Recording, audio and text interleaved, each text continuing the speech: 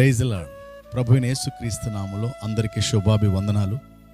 ఈ రోజున ఒక ప్రత్యేకమైనటువంటి సందేశాన్ని మనం వినబోతూ ఉంటున్నాం. దేవుని వాక్యంలో మత్తయి సువార్త 21వ అధ్యాయము 13వ వాక్యం. ప్రభువైన యేసుక్రీస్తు ఈ భూమి మీద ఉన్నప్పుడు ఒక శ్రేష్టమైన మాటను ఆయన పలికాడు. అదేమిటంటే, నా మందిరము అని మందిరాన్ని గురించి ఆయన ఒక మంచి మాట చెప్పాడు. యేసయ్యకు మందిరం అంటే చాలా ఇష్టం.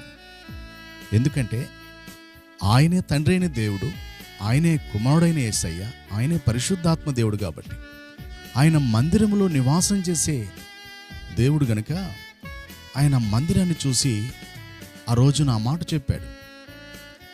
నా మందిరము ఇది అసలు ప్రార్థనా మందిరంగా ఉండాలి, ఇది ప్రయోజనకరంగా ఉండాలి, కానీ మీరు దీన్ని పాడు చేశారు, దొంగల గృహగా చేశారు అని చెప్పి మాట్లాడుతున్నాడు. నిజంగా మందిరము ఎంత విలువైంది, మందిరము ఎంత ఘనమైంది, మందిరము ఎంత శ్రేష్టమైంది, మందిరానికి ఉన్న ప్రాముఖ్యత ఏంటో ప్రభు అయిన యేసయ్య చెప్పాడు. నిజంగా అందుకే ఆయన మందిరము అని చెప్పి సంబోధించాడు. అవును దేవుని బిడ్డలారా, మందిరానికి ఉన్న ప్రాముఖ్యత ఏంటి? పరిశుద్ధ బైబిల్ గ్రంథంలో మందిరానికి ఉన్న ప్రాముఖ్యతను గురించి మనం తెలుసుకున్నప్పుడు చాలామంది మందిరాన్ని గౌరవించారు, ప్రేమించారు, కట్టారు. కానీ వారిలో ప్రప్రథముగా మనకు కనిపించే ఒక వ్యక్తి ఉన్నాడు. ఆయన పేరు దావీదు. మందిరాన్ని గురించి దావీదు చెప్పిన కొన్ని సందర్భాలు ఉన్నాయి. మొట్టమొదటిగా కీర్తన 23:6 చిరకాలము నేను యెహోవా మందిరంలో నివాసం చేస్తాను అంటాడు. ఎందుకు చిరకాలమైన యెహోవా మందిరంలో నివాసం చేస్తాను అని చెప్పాడు? అవును, భూలోకంలో నివసించాలి కదా. తనకున్న కోట సియోను కోటలో నివసించవచ్చు కదా.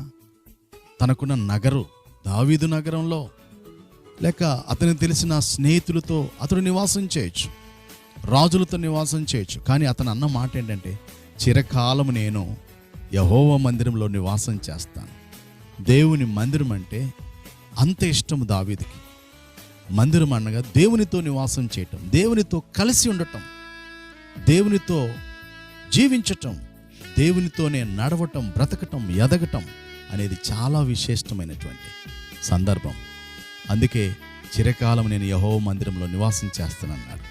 దేవుని మందిరంలో నివాసం చేయాలంటే రెండవదిగా మనం జ్ఞాపకం చేసుకున్నట్లయితే ఎలాంటి విధంగా ఉంటే నివాసం చేయగలం?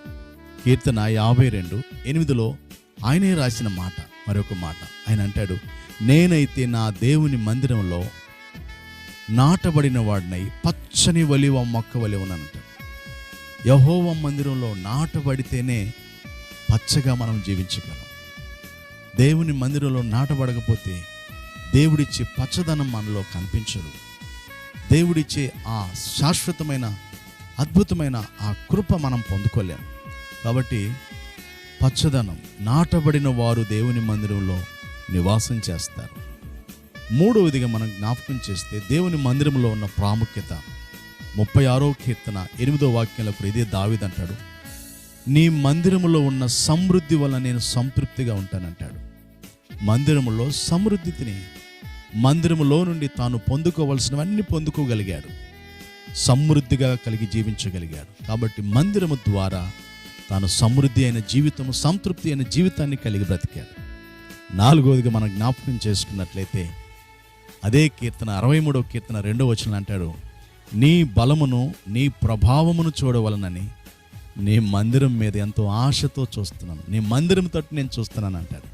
అవును, మందిరానికి ఉన్న ఎంత ప్రాముఖ్యత, బలము, ఘనత, కీర్తి, ప్రభావాలు మందిరం వైపు నుంచే మనం పొందాలి.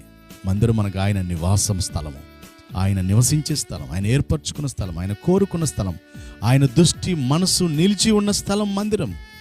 పౌలు చెప్పాడు, ఆ మందిరం మన హృదయమే. మరి ఆ మందిరం మనం జాగ్రత్తగా కాపాడుకోవాలి. 1 కొరింథీ 3:16 ఆ మందిరం మన హృదయం అని చెప్పాడు.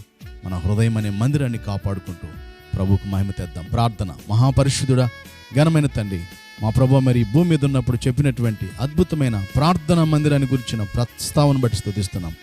మందిరము ద్వారా ఉన్న అద్భుతమైన 5 సందర్భాలు, 5 మేలుల గురించి మేము ధ్యానించాం. వింటున్న నీ బిడ్డలందరినీ దీవించండి. మమ్మల్ని అందరినీ ఆశీర్వదించి మీ రాజ్యానికి సిద్ధం చేసి మీ మందిరం కొరకు మేము ఎలాంటి జీవితం జీవించాలో సహాయం చేయమని యేసయ్య పరిశుద్ధ నామములో ప్రార్థించి పొందుకుంటున్నాం తండ్రి. ఆమేన్. తండ్రి, కుమార, పరిశుద్ధాత్మ త్రియేక దేవుని దీవెన సదాకాలం మనకు తోడై నడిపించునుగాక. ఆమేన్. ఆమేన్.